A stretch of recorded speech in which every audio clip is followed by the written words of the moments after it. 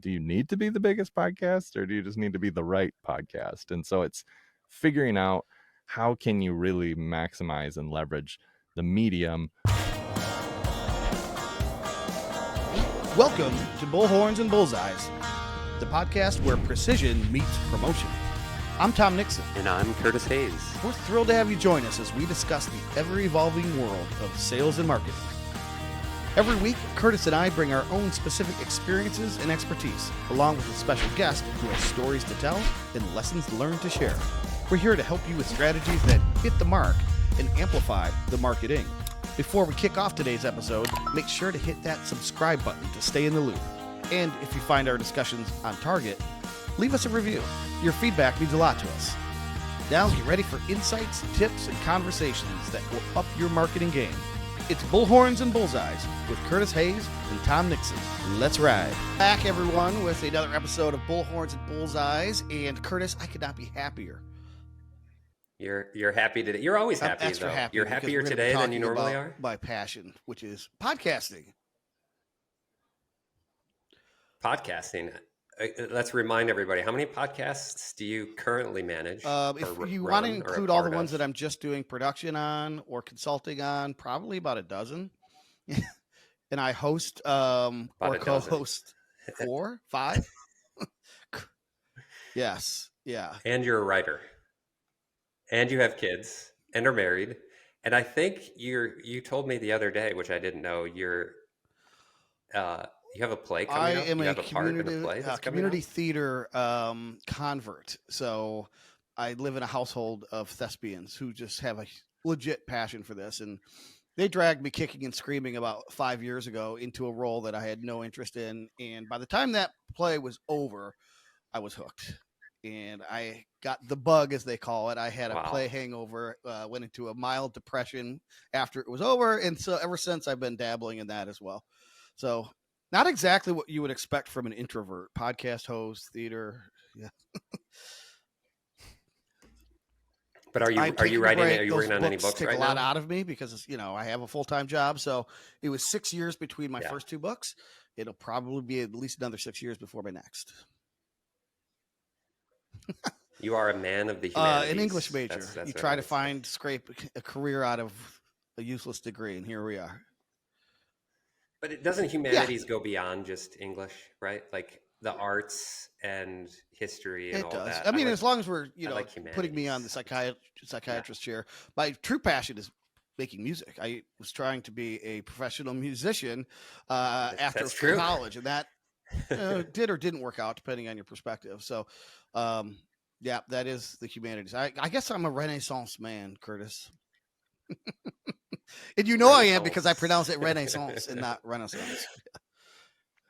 Speaking of Renaissance men. Well, cool. Well, you're going to have a Renaissance men. Well, you're going to have a great conversation today with our guest. And so if you don't mind, without further ado, can I introduce our guest today? All right. So we've got Jeff Large. Jeff is the CEO and founder of Come Alive Creative. And they have been producing and helping companies do podcasts since, I believe, 2012. So we're 12 years. And podcasts, I guess, have been around that long. So Jeff's been in since, their very early days. And in 2019, I had the opportunity to speak at WordCamp Detroit to a bunch of WordPress developers. And I was talking on the topic of SEO and standing room only crowd, by the way. And there was Jeff somewhere in the crowd after my half-hour talk, came over and invited me to be on his podcast. And so we recorded a few weeks after that. I think, Jeff, it's still the most watched episode of all the podcasts, or most listened to episodes of all the podcasts you've done. Is that right? Don't know. True? I stopped doing that show. I don't even know now. Maybe 2020 or so, and so it still exists. It's still up there. Yeah, it was 2019. Yeah. I'm totally kidding. Maybe no, it was, you might be able to claim that title. Maybe 12 people listened. I'm going to neither confirm nor deny. Well, and you've got a cool story yourself, Jeff. I know in the podcast we did, you wanted to learn a little bit more about me. So in this podcast, we're going to learn a little bit more about you. But you've got a cool story that starts out. So you, and this is where I think you and Tom are really going to get along. But you were a liberal English and liberal arts teacher in middle Yeah. school. Is that right? Before you started Yeah. getting into Do you want me to podcasts? just start and stop there, or sort of give the overview? What's the best way to approach this? Well, yeah, I'll tell you. So Tom, you're the I told moderator. you I was an English major. So I had no idea what I was going to do with that. I just looked at my report card my first year in college, and I saw C plus, B minus, D, A plus. I think I'll go into this one, the A plus one. And that was English. And so I thought, well, maybe at one point I want to be a high school English teacher. And I sometimes still think that. But as Curtis chronicled, my dance card's a little bit full at the moment. So did you know you always wanted to be a middle school English teacher, or how did that happen? No, it happened because I had to go to college, otherwise I was going to lose my parents' insurance. Is kind of what it came down to. But I did things unconventionally for a long time. I didn't care. I figured out like what I had to do to jump through the hoops. Like academics fortunately came pretty easy for me, and it was like for context, it was my senior year. I was like, I think I'll try this year, and I pulled a 4 point. And I was like, oh crap, I probably should have tried way sooner, but did like the minimum in terms of what I needed to, where the counselors would be like, oh, you should do XYZ, and then actually look up state requirements of what I needed to do, and then did what I wanted to do instead, and all that kind of stuff. But it was a little bit post high school that I actually had the opportunity to. It kind of came down to I was looking at working in like video and a bunch of things in that realm, and there was a local news station that I got a job offer from, and it was around that same time frame. I was either going to do that or school, and it kind of just came down to one. I did the insurance, I joke about it, but it was kind of part of the thing where I was about to lose it. And then two, I was like, I don't really want to work nights and weekends for the next foreseeable future. And so I ended up starting school and just doing sort of basics at our local community college. And then it was a little bit further into that. Kind of a story around that one too, I won't necessarily dive into, but just had a couple series of events that made it really clear I was supposed to work with kids. And so started pursuing my actual degree, which the way that our college set it up, as I went to Grand Valley State, and it was a major in English language arts, and then my minor emphasis was elementary ed, but basically it certified me for kindergarten through 8th grade. And then I ended up having a couple just right out of school, like a parapro style positions where I was working with everybody at a charter school, and then ended up landing the 7th grade position and did that for, I think about 5 years. And then I taught technology for a couple of years to kindergarten through 8th grade. And then it was 2014 that I officially left and started Come How do Alive. you get from there to where you are here? What was that transition? Similar to your Renaissance man conversation. He's one of us. He's The one of us. He fast said track. Renaissance. The fast track, looking back at it in hindsight, it's kind of wild, because the long and short is so many things played into it, and it's hard for me to really pinpoint. But similar to you, had a background as a musician, started that in high school, got involved in like web development and things because we needed to promote our band and those types of deals. So I was learning kind of HTML and that kind of jazz at maybe early 2000s. um, that transformed, kind of carried on. I was in hardcore bands for a while, and then I got sick of yelling at bars, and then switched over to singer songwriter for a while. Parallel to that, I was teaching. And then I think date ranges 2012 ish. We started, my wife and my cousin and I started a board game publishing company. And the way that we decided we were going to reach out to other people, and this is actually, we didn't, to correct you a little bit, Curtis, we didn't technically start working with other companies on full scale like we are now until a couple years later. But Okay. our first podcast ever was 2012. We used that as the main means of kind of marketing and learning and giving back to the community. Figured out that worked. Fast forward a little bit, ended up selling that off to our cousin because my wife and I just didn't want to do it anymore a few years later. And then I started Come Alive around 2014, and started as web dev and digital marketing, but got sick of that pretty quick. It was like just there's reasons. Mm. I just got sick of doing websites and didn't care for it and didn't enjoy it a whole lot after we were doing it for a few years, and pitched the idea of the podcast to a friend, to an acquaintance that we were kind of met. He originally said no, and then it was like 6 months later he came back to me. He's like, I can't shake your idea, let's go for it. And then as soon as I got that green flag, I was like, let's do it. Completely pivoted the company, offboarded all of our web dev, and went all in on podcasting, and that's kind of where I've sat since.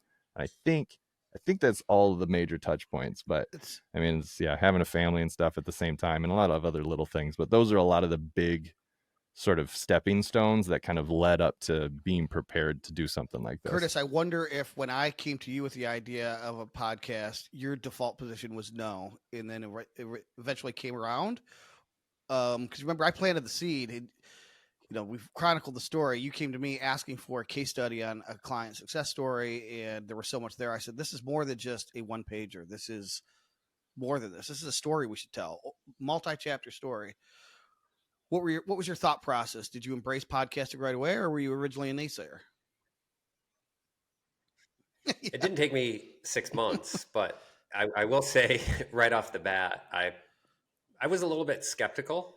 I thought, could we do a video case study instead of a written case study? But Mario's in Connecticut. Like, how much is that going to cost me?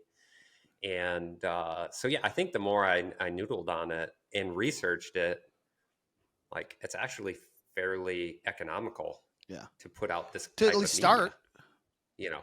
and we right to get started, right? So we sort of bootstrapped it with, Yeah. was it Zoom in the beginning, and put a little cost into some editing of that, and then as we kind of got rolling and we invested in the branding, and I mean, we're lucky, we have good creative people around us that are supporting us, and you know to get the creative done, we knew the right people to go to get some of the video editing done. And then, Tom, because you've got 12 other podcasts you're producing or a part of, right? So you knew the whole back end piece of hosting and all of that. And then I've been taking care of the website stuff. So now eventually I can't continue being the sort of back end producer. And, that's only going to last for so long because I've got a business to run and those types of things. But it's been fun as we've started this journey, and we're bringing in a great expert today. And Jeff has more than 10 years experience in this space. And this is what you do for a living, to really, kind of talk about what does it take to take like a neat idea or something you're going to do as a hobby to, something that's actually producing income for Well, yourself let's or a start. business. We will obviously we only have 30 minutes, so we're not going to get into a ton of the granular detail that I'm sure you do, Jeff. But at a high level, let's cover all three areas. So first, I'm sure you consult on the strategy piece, the production piece, and then ultimately the promotion piece. And when I think of strategy, I think of someone like Curtis or your friend, whose default position is something like, "Does the world really need another podcast?" To which I often quip, does the world really need another website? You got one of those and you spent thousands of dollars on it. So how do you get somebody is that part of your process to get somebody, at least to convince people that there is a business purpose for this? No. You lucky duck. That's a big well, that's a big reason why I didn't like the website stuff, because I mean, you guys doing it, you understand what it takes, and that it's incredibly justifiable to do a tens of thousands of dollar website if you're doing it right and it's intentional and all of the work that goes into it. But where we were at the time, it just wasn't the case. Like, people that interacted with us, it was like that persuasion, or at the very least the educational piece of it all, and that was part of what burned me out. Where fortunately, when we started offering podcasts, it's when it, like, I mean, podcasting's been around since early 2000s, I think technically 2005, 2006, but it really, you can see the incremental growth every single year. And then around the time when we got into it and we're offering it rather to other people, like that 2016 mark upwards to even 2020, it was kind of a hot space, or you could consider it more on people's minds. And so it wasn't too hard. Most of the time it was warm leads coming in. The thing that I find myself doing more, though, is expanding the view. And so it's not so much I need to convince you that it's a good idea or that it could do something fruitful for your business, as much as are you really doing the right thing with it? And so, like, a few of the questions immediately when they come in, if you were going to come talk to me, I'm going to want to know, what is your goal? Like, what are you actually trying to accomplish? What else have you done that's worked or not worked? Why a podcast? Like, I really actually want the other thing to happen. I want them to convince me that no, I have a sense of what's going on, and we should work together, that type of a deal, opposed to me convincing them. Yeah. So, and then obviously, then you are working them through strategy once they get through those initial questions. The thing that I always Hmm. like to ask, in addition to all of this, is who's this for? Going back to the question, does the world Hmm. really need another podcast? Maybe it does, maybe it doesn't. My question is, does your world need another podcast? So if you define your audience narrowly, and I recommend that, are there a ton of podcasts already in that space? Or like I have one client who does a very specific sort of law for very big insurance companies like Liberty. There's maybe 20 companies in the entire world that would even consider hiring him. And at each company, there's one or two people. So we're talking about an audience of 20 to 40 people. And he's killing it with his podcast. Why? There's no one else doing it. Right. And he's not doing it to be rich and famous or to be Joe Rogan. He's doing it to serve a very unique audience. So is that part of what you're doing on the front end consulting? What are some of the other issues that you're trying to get people through? Yeah, 100%. That's a big piece of it, because to me, it always goes back to the goals. And there's massive difference between I want to build awareness for the company versus I need to plug a hole in my sales line versus I want to connect or network with new people in the industry. There's all sorts of really great, valid reasons to do them. And I think podcasting as a medium, we just have to continue to remember, like any other form of marketing, it's just like an avenue to get there. It's a vehicle. It's not the end all be all. It's not the fact that podcasting is definitively the best thing. It's not. It's just one of many tools that you could potentially use to get you from A to B. And it depends on where you're going. And so, like you said, to even follow up with other examples, we had one client, for example, former Secretary of Defense, raising awareness around nuclear issues and the threat of nuclear weapons, needed broad appeal, was trying to reach a younger market and a whole bunch of other people while they're at it. Go ahead, the style of show that we decided to produce, the quality and caliber of people that we're introducing, how it's formatted, the music that we used, all of it. It's like full blown, think 100% NPR style narrative show, high production value, all that. And then we're pulling in easy out of the gate, kind of several thousand, kind of tens of thousands type downloads. And then similar to yours, and that was considered successful in that client's eyes. On the flip side, had another one where we were working in a very specialty area, similar to the friend of yours or the client of yours. It was clinical documentation improvement. So basically, they were using voice, language, and AI. You go into the doctor, talk about whatever's going on. It's recording you at the same time. It's translating that over into like insurance speak, so you don't have to do that paperwork after the fact. It's putting it in your records automatically. It's saving the doctors all this extra time. And we did this podcast that, in my opinion, was like terribly boring, but and it got maybe we're getting 100 downloads an episode.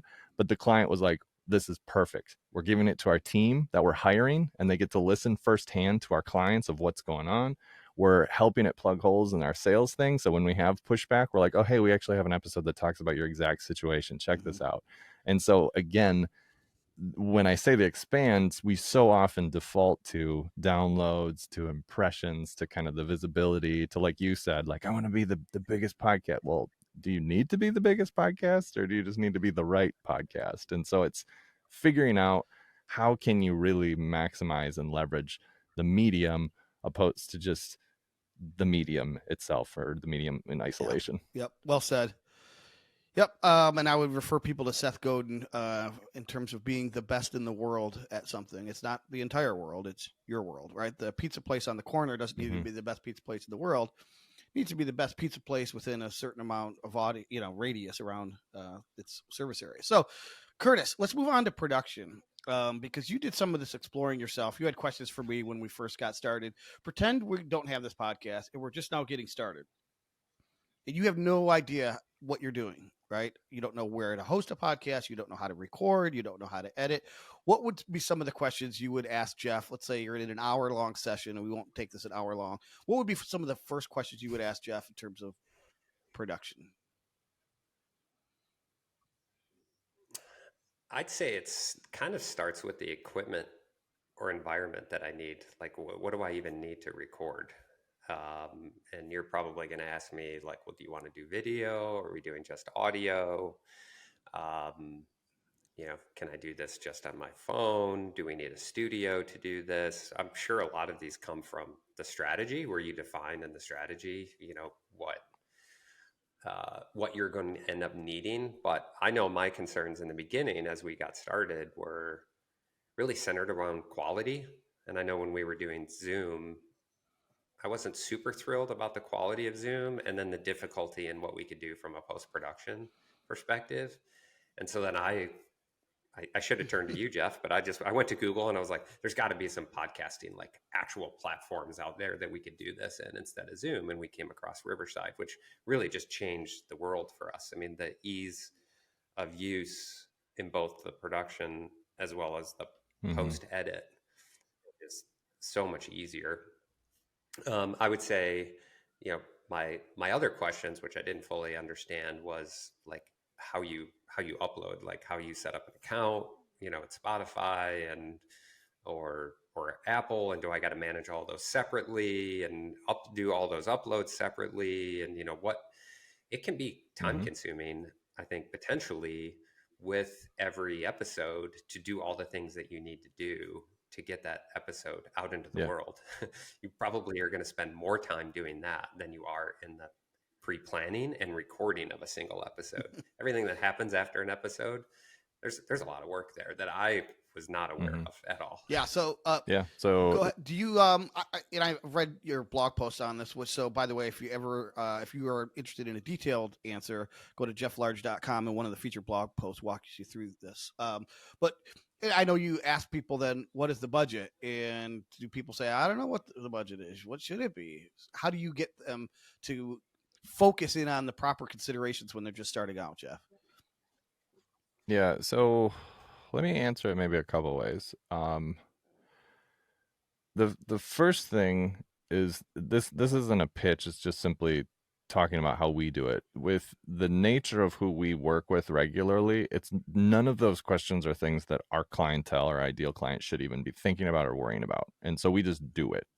We have the equipment that's already packaged up. I got a bunch of them here. Is once they sign off on the contract, it's like all just included. We'll send it out to them. They have training that's involved. We'll jump on the call with them if they need to, like all of that stuff.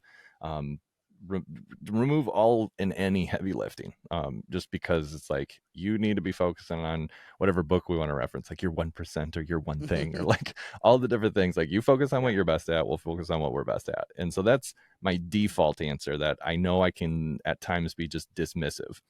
But if you're of the mindset that you're more of the DIY type, maybe you're more of the solo type, like you need to bootstrap it yourself, those are really the places to start. Of audio or video or both, like audio, video, or both. What is your budget? What does your space look like? And the cool thing is technology is just wild. It's like it's hard to keep up with it at this point, and with a lot of the developments with AI and just even the stuff that they're rolling out, like you mentioned, Riverside. We use Riverside for the majority of our clients as well. The stuff that they're rolling out on a frequent basis, and then you kind of pair that up against other things, and so it's like we kind of have all the systems in place for it already. But in terms of the actual tech to get stuff done, you're thinking about the first touch point, which is recording. Oh, one other factor I forgot to mention, I'm going to be out of order a little bit, but are you going to be in person or remote? Because that's going to matter too, depending on what you got to do. But you have anything from like basically free to easily you can spend a couple thousand and be totally fine in terms of audio equipment. It goes a little higher than that if you want to get decent video equipment. Then kind of the next step is like, all right, how are you connecting with remote people? Are you going to use a platform like Riverside or Squadcast or Zoom or whatever it is? Pros and cons to each one of those things. And then you kind of move into post production, or just actual like production of it, the actual editing. That's where most people's minds go. So how are you editing? If you're not an editor and you don't care about editing, for the love, outsource that to somebody else. It's like probably the most difficult and biggest time sink. Like you won't be good at it. There's no reason for you to learn that skill. Like there's just certain things like I resolved when I first started everything. I'm like, I will never design. I'm not even going to hardly know how to open Illustrator or anything. It's just team, please do this for me because I don't have a clue. Another thing we have So in it's common, Jeff. same thing Another there. thing we have in common. Yeah, you Yeah. just pick and choose because you Design can't is do it not my all. bag, baby. And then and then the last point, like you're saying, of like how you're gonna get distributed everywhere. And then there's kind of steps through that. And again, I hate to be like the it depends guy or there's no silver bullets, but really there's not. Like I have my own preferences and they work. I have peers of mine running other agencies. I have their own preferences. They work. It's sort of just, to me, the bigger or biggest thing is if you are serious about this, you probably want help, especially if you have some sort of C-level role in a company or you're running a company. If you don't want to do this on your own, find somebody that you actually get along with and that your values align, because this will hopefully be a long play, Yeah. like a long, fruitful play for you. There's plenty of ways to do this dirt cheap. There's plenty of ways to not. And you got to figure out what makes the most sense for you, your situation, and those types of things. But I care a lot more about the quality of the people that I'm working with, the quality of the end product, whether it's intentional or not, those things. To me, all of this technical stuff really should just take care of itself, especially being in the other person's shoes, being in the C-level person's Yeah, and shoes. having you talk through that, I think the first consideration maybe somebody should go through is: are you a DIYer? Are you a DFMer? Is it you're going to do it yourself or Mm-hmm. have somebody do it for me? If you are a brand of any significant heft, I would submit that this is a brand asset that you're putting out into the world, and it should reflect who the brand is. And that's when you go to someone like Jeff, right? And you have him consult with you, do it for you, and use the package solution that already exists and is tried and true. And I'm sure you don't do that for free, right? There's a cost to it, but that's an investment you're making in the brand. Yeah, not yet. On the other end of the spectrum is Google is your friend, right? And so you could probably hack through it. If you have no money, then literally do it yourself. Now we land somewhere in between because we have some partners that can do some design for us, some editing for us. I have an audio background, so we're somewhere in between. Not everyone's in between. You mentioned a plug. I will just mention a quick plug. If you're on that latter spectrum and you're like, I kind of want to do this on my own, but I don't feel like Googling it all. I do have a course on our website for $249. It walks you all through it. It's an audio course. That might be worth your time as well. So I will put that in the show notes if you're interested in it.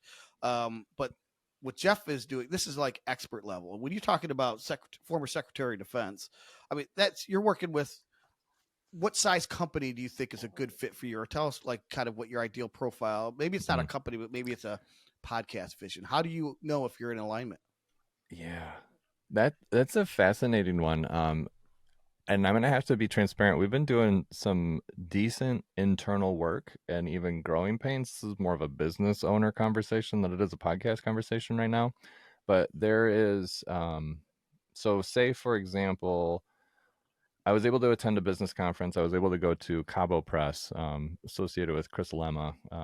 He's in the WordPress space, or he's recently got out of the WordPress space. He's doing something different now, but he has this really great conference that I would highly recommend. That's kind of invite only, and some other stuff that he's been doing. But being there put me in contact with the owners of Forget the Funnel, and that got me thinking just about like talking to clients, really understanding them. And so we did kind of Q4 of last year a lot of pretty in-depth interview work that was really intentional about learning about our best clients. And then another acquaintance and friend of mine, his name's Corey Quinn. He's going to be coming out with a book called Anyone Not Everyone.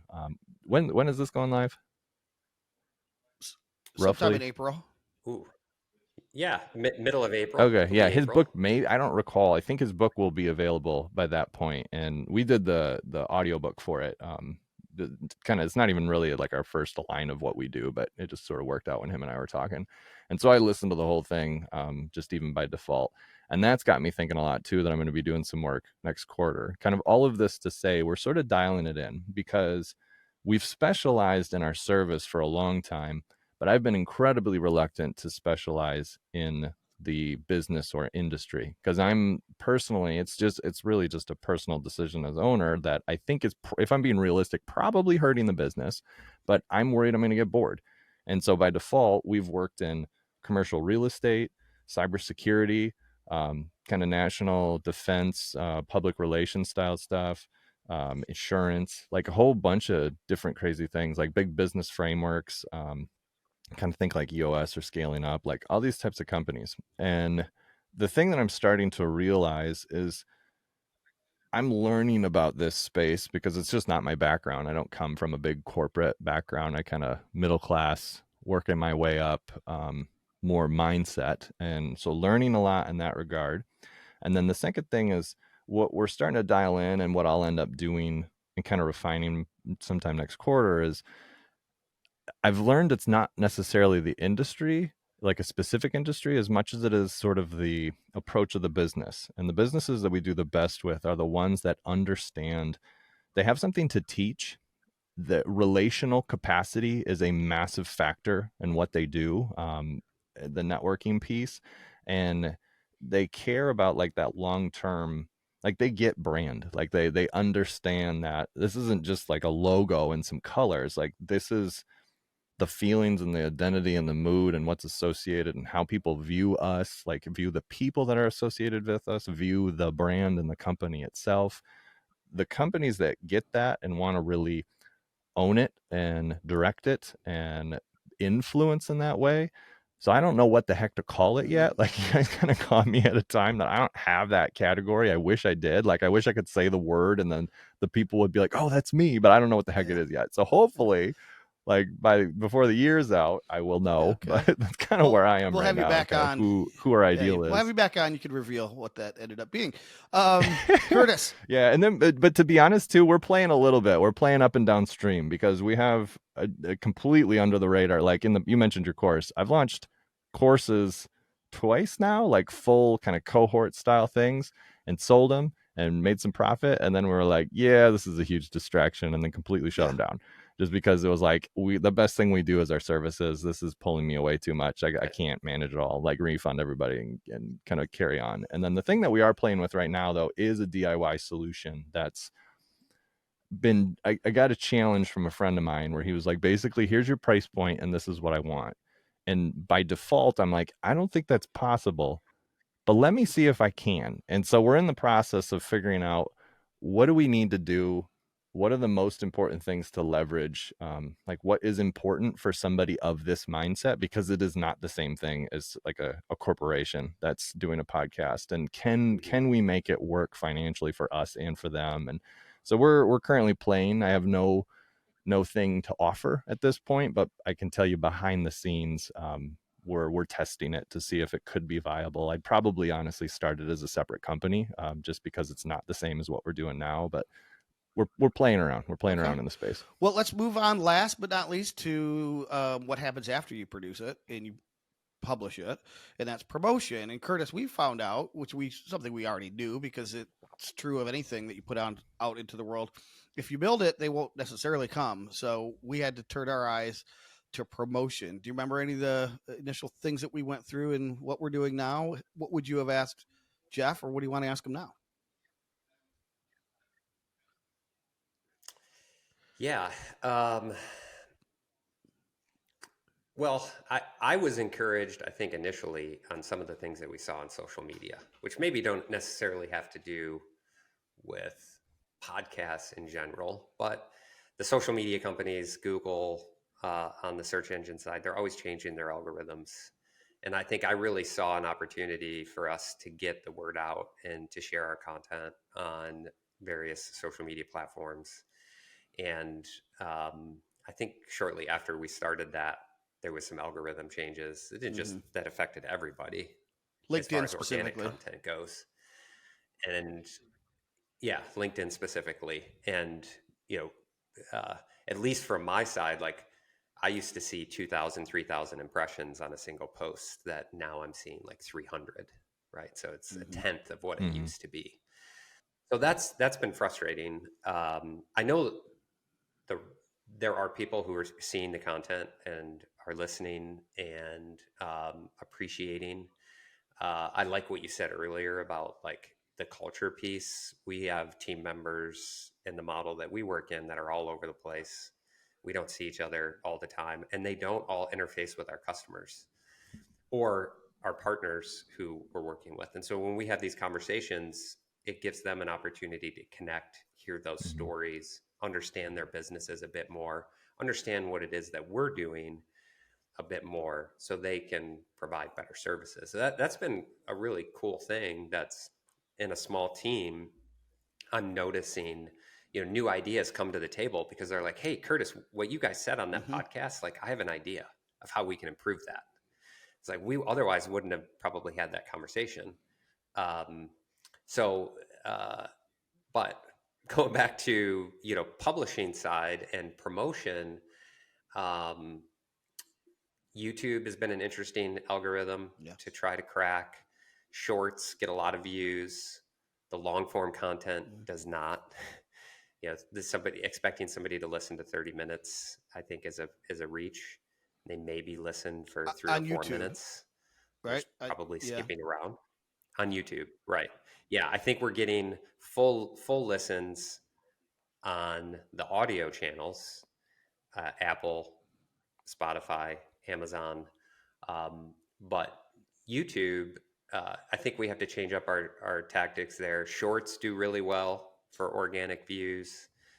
I think we want to trim now some of our contents. There's more post production I think that we need to do to take a 30-minute segment and turn that into 3 or 4 6 to Mm-hmm. 10-minute pieces that are digestible for somebody that doesn't have a full 30 minutes, but there's a specific question or topic that they want to fully understand, that they could, listen to that. And I'm hoping that those shorter engagements will improve our channel engagement, which will just improve the overall channel in Mhm. general. So, yeah, there's a lot going on, I think, in the post production side that I already come from a marketing background to kind of know all these platforms.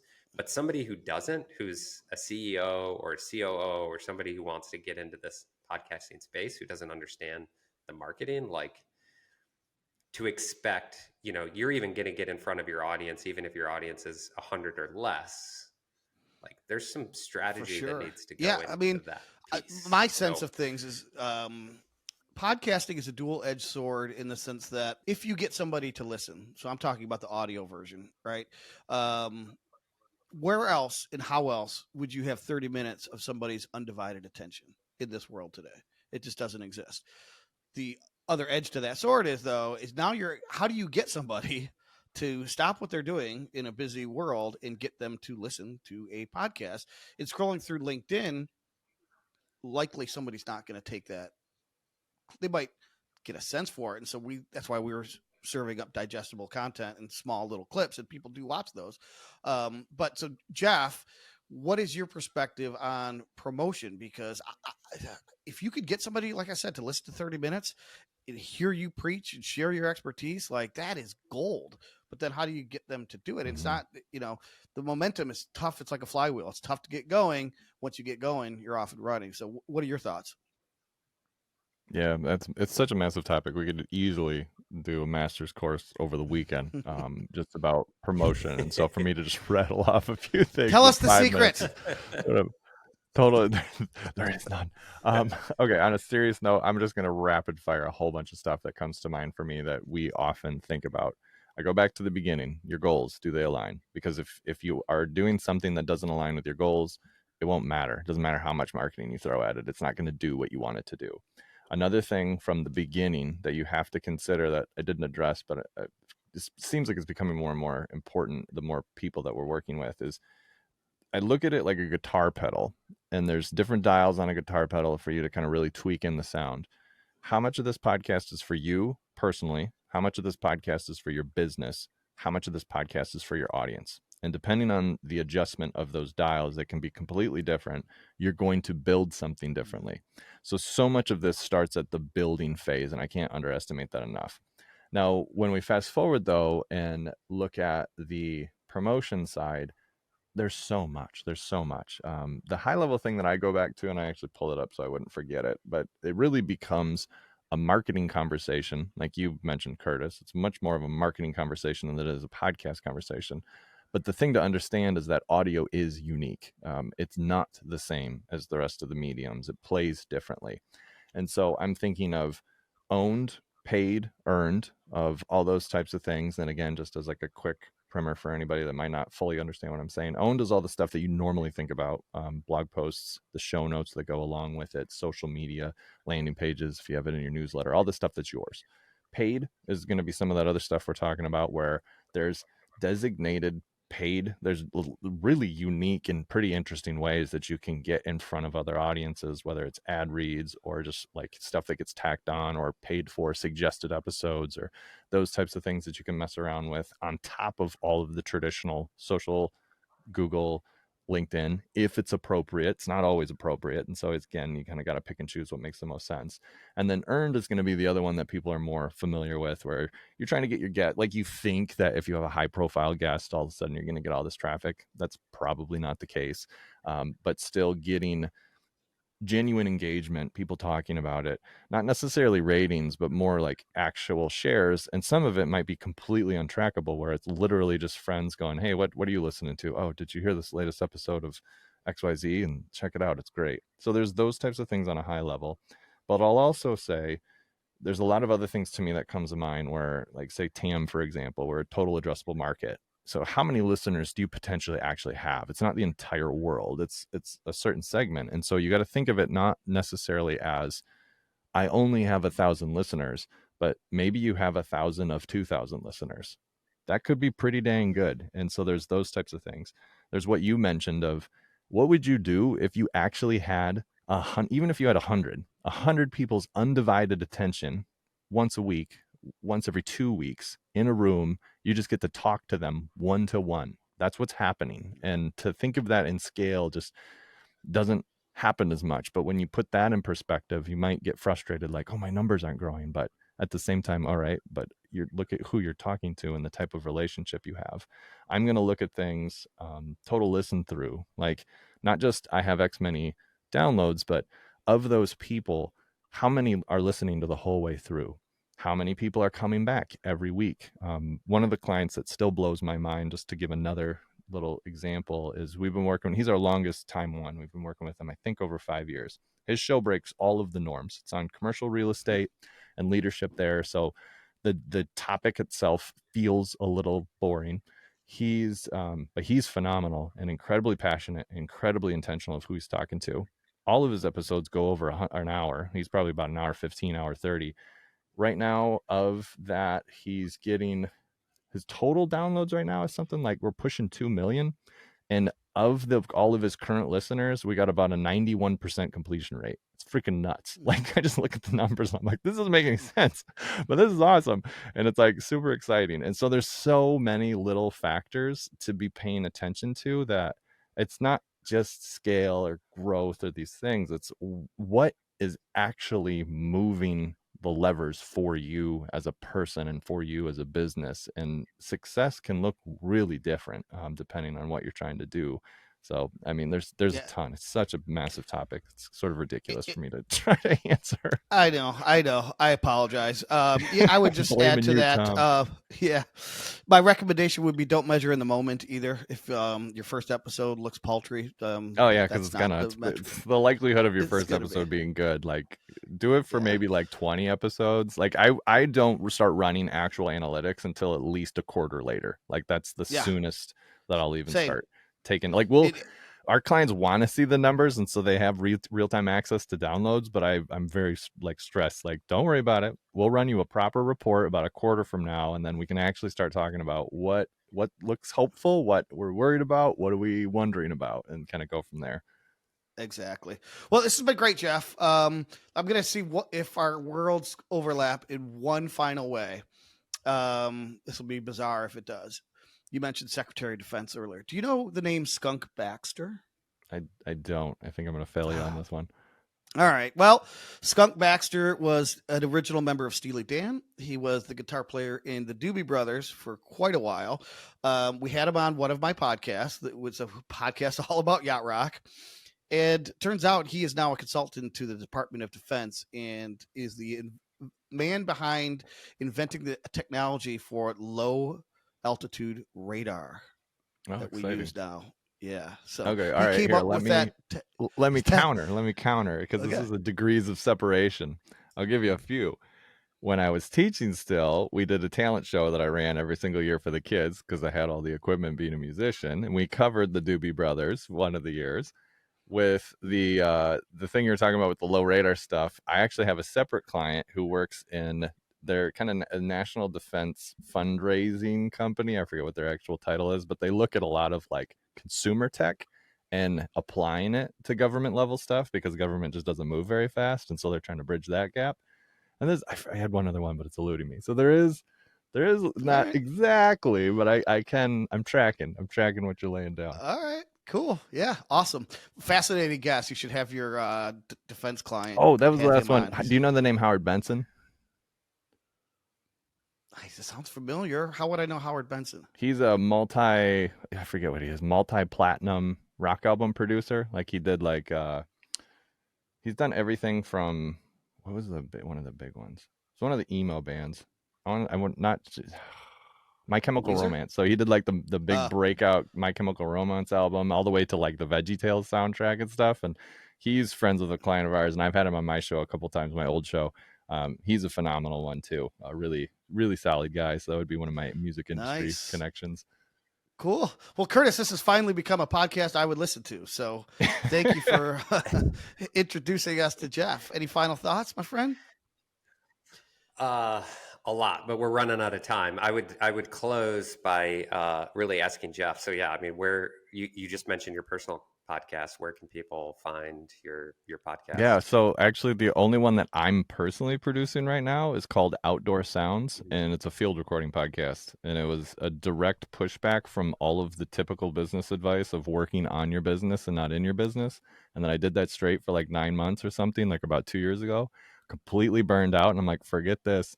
And then started I've worked in audio for a super long time, but never field recording. And so we're like, all right, everybody, we're going to produce this thing. And so I just go around Michigan and other places. I've been abroad a little bit now, and record nature sounds. And so that's the only personal show I have at the moment, but we do have an internal show cooking that will be live, hopefully maybe this summer. I think summer of 2024. So that should be, you can just comealivecreative.com. It'll be available there. Well, all right. And we'll put your LinkedIn on the show notes as well. Final question. What board game are you and your family playing right now? Or what's your favorite? This is not possible. I play probably the most. I play Star Realms, and it's a card game. My son and I are the biggest culprits right now. I played that a lot with him, and then he has the other one that we have up right now is Everdell, where that's a super fun family-esque type game if your kids are a little older. Okay. Yep. Tom, did your family play board games? Currently, we're into these mystery, like murder mystery board games. The last one we played Unlock series or something different. I don't know. The last one was called Death at the Dive Bar. I don't know if that's this. It is a series of them, and they're super fascinating and fun. You play them as a group, really fun. Yeah, those are fun too. If I'm thinking. All right, we've been playing Awkward Guests. Oh, nice. All right. Well, thanks, Jeff, again for coming on. Curtis, thanks for inviting Jeff on. And remember, everyone, Bullhorns and Bullseyes, come for the content, marketing, thought leadership. Stay for the yacht rock talk. Until next time, we'll see you.